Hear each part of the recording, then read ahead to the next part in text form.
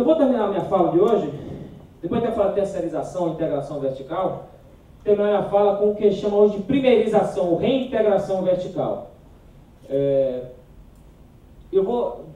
Essas evidências é um trabalho de pesquisa que eu estou fazendo agora, assim, paper que eu terminei ano passado e estou agora na fase de apresentar em congressos, e aí está sendo submetido para alguma revista no começo do ano aí. Então, o paper que eu já apresentei lá no exterior, acabei de apresentar no ENAMPAD, que é o nosso encontro de administração, que ele busca procurar compreender, né, a falha da terceirização. Então, por que a terceirização falha? Então, isso é importante, pessoal, porque quando você terceiriza, tá? Quando você terceiriza e decide depois mudar o curso de ação, essa mudança na estratégia da organização, ela é um desperdício de energia e de recursos. Então, baita num problema para a organização quando ela decide terceirizar e depois ela decide reincorporar. Porque tanto no processo de terceirização quanto no processo de reincorporação, há uma série de recursos que são envolvidos, de atritos, de fricções, de conflitos. Então, esse é um fenômeno importantíssimo a ser estudado para a organização. Tá? E aí, gente, a pergunta que se faz é, por que isso ocorre? Por que organizações reincorporam funções? O que explica isso? O que acaba explicando a reintegração de atividades? O que explica a primeirização? Então, é uma baita de uma pergunta, e aí, quando a gente está na academia, né, os nossos estudantes de mestrado e doutorado, eu como coordenador de curso lá no mestrado e no doutorado, parto muito nisso. Olha, tem uma boa pergunta. Você quer fazer mestrado, quer fazer doutorado, você tem uma boa pergunta. Essa é uma baita uma pergunta, do tipo, por que ocorre isso aí? O que explica isso? E aí, apesar disso, tem quase nada na literatura sobre isso. Pegar a literatura mesmo, você acha muito pouco sobre esse fenômeno. E aí, é muito pelo fato de que histórias de insucesso são raramente contadas. Nossa gíria baiana aqui, né? Filho bonito tem um bocado de pai, filho feio não tem pai. Quando alguma coisa dá errado, ninguém conta. Mas o fato de ninguém contar, de ninguém publicar, não significa que seja relevante para a organização. Várias organizações estão passando por esse fenômeno hoje, de primeirização, sobretudo no setor de manutenção. Tá? O setor automotivo, a Ford está fazendo esse movimento. Quando ela reincorpora a pintura, ela está fazendo isso. Então, é um fenômeno, pessoal, que está agora começando a dar suas caras, e aí tende a ser a tônica nos próximos anos, da reincorporação. E essa reincorporação, pessoal, é muito fruto de experiências de terceirização mal sucedidas. Experiências de terceirização que, na verdade, nunca deveriam ter sido feitas. Foi terceirizado aquilo que nunca deveria ter sido terceirizado. E o que ajuda a explicar isso, eu vou passar. Esse é o clássico dilema, né, da organização, né? Should I stay ou should I go? Eu devo ir ou devo ficar, né? O que explica esse dilema da organização? Eu devo ficar como estou ou devo ir? Devo reincorporar determinadas atividades? Eu tenho aqui a reintegração como fruto de uma falha na terceirização ou como fruto de mudanças estratégicas na organização. Então, por que eu reincorporo? Seja porque eu mudei minha estratégia, e a mudança da minha estratégia ela é moldada por mudança no ambiente institucional. Ou seja, agora não me é mais conveniente fazer a terceirização porque o judiciário está pegando no pé quando eu terceirizo manutenção. Então, mudou o ambiente institucional, muda a minha intenção estratégica, e aí eu sou obrigado a reincorporar atividades, a primeirizar.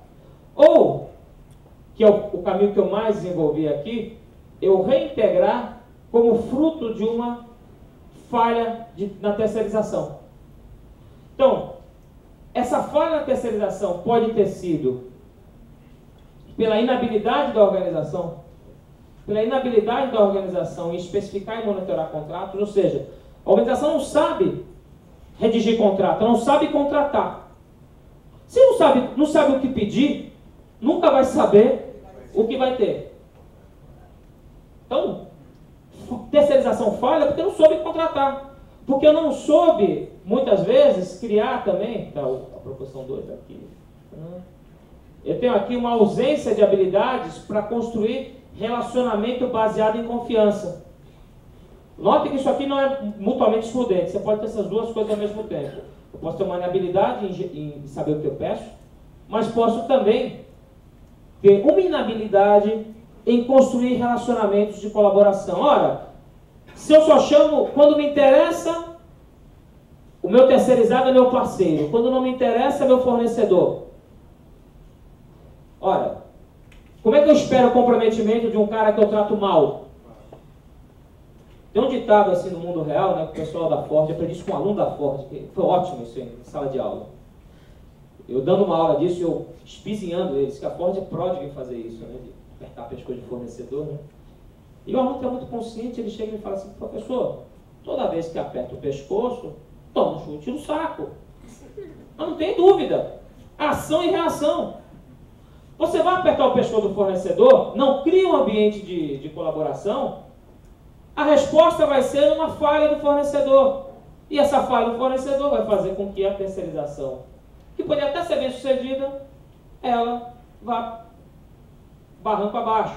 E aí você seja obrigado a reintegrar uma coisa que você não necessariamente precisaria estar reintegrando, mas sim por uma inabilidade sua. Agora, o que é mais interessante, esse artigo foi fruto de um caso real, que a gente foi para campo. Eu não estou autorizado a revelar o nome da empresa, justamente porque histórias de insucesso não são normalmente publicadas, né? Aqui a gente omite o nome de empresa, tudo. Mas essa organização, ela reintegrou, pessoal, muito pela propensão dela a aceitar um comportamento de manada. O que é o comportamento de manada? Ó, meu vizinho está terceirizando, eu vou fazer também. Que é o brinco aqui no slide, né? O Me Too. Eu também. Então, eu tenho às vezes organizações de referência que acabam moldando o comportamento das outras. E aí, gente, é um baita de um problema, porque o comportamento do vizinho não é necessariamente o meu comportamento. Então, se eu tenho um ator de referência do meu lado, que ele fez determinada técnica, seja terceirizar ou seja reintegrar, por isso que tem esse 3A e 3B aqui, né? Seja para terceirização, seja para reintegração, organizações como essa sinalizam precaução. E organizações também são sujeitas a pressões isomórficas aí, que é um conceito que vem lá da sociologia, eu vou poupar vocês disso, mas acreditem que isso acaba também moldando essas decisões.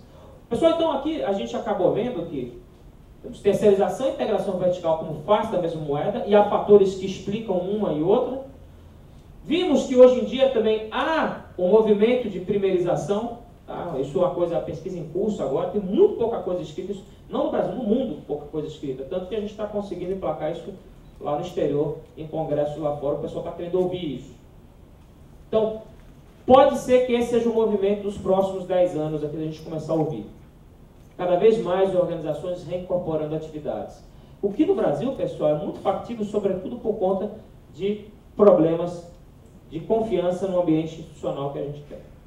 Nas nossas regras do jogo, que não são totalmente claras e às vezes não são totalmente transparentes. Então, para concluir aqui, eu gostaria de finalizar minha fala. Então, terceirização e integração vertical são escolhas organizacionais. E essas escolhas, pessoal, elas têm que ser embasadas. O eu acho, que só serve para boteco. No boteco, tomando cerveja, a gente faz o eu acho. A gente está em empresa, ou a gente está na academia, a gente tem que ter no mínimo fatos e dados para tomar uma decisão. É isso que distingue nós, gestores, dos demais. Ou isso que deveria distinguir. Acaba não distinguindo que boa parte dos gestores acaba não tendo esse raciocínio analiticamente estruturado. Tá certo? E aí a minha frasezinha ali, né? Nada mais prático do que uma boa teoria. Você tem referenciais teóricos que embasam nossas decisões. Tá? E aí, gente, gestores são elementos chaves no debate. Eu até mudei, viu? Estava administradores ali, mas aí para não me lembrar o pessoal de gestão de logística, eu mudei ali. E aí, porque a gestão não é um domínio da administração, a gestão é um domínio público. Os administradores estão mais bem posicionados, sem dúvida, para isso. Mas a gestão é de todo mundo. Até no Conselho Nacional de Educação, a gestão é uma área interdisciplinar. Deixa eu até com uma cochilada o pessoal de administração que deixou isso escapar. Uma grande cochilada. Agora a Inês é morta. Agora a Inês é morta. Gestão todo mundo faz. Gestão de saúde, gestão de segurança. Enfim, o pessoal da administração perdeu o monopólio da gestão. Se isso é bom ou ruim, não vou entrar nesse debate. Mas é fato que gestores são elementos chaves desse debate aí de reconfiguração da cadeia. Porém, vão precisar de ferramentas teórico-conceituais. O eu acho não vai adiantar em nada. O empirismo não vai adiantar de nada. E aí isso requer raciocínio analiticamente estruturado, pessoal. Esse é o meu drama que eu tenho com meus alunos de administração. Quando eles veem uma letrinha grega de uma equação, de uma matemática, eles correm. Aí eu brigo, olha, não chora que perde emprego lá no mercado para engenheiro. Raciocínio, pessoal, estruturado, é base para a resolução de problemas. E aí nós, da comunidade de gestão, e aqui administração especificamente, temos muito mais condições para entender essas nuances do que qualquer outra área. Mas para isso a gente precisa ter raciocínio estruturado. Para isso a gente tem que ter ferramental. É isso que vai distinguir a gente. Ok? Então, é isso. Obrigado.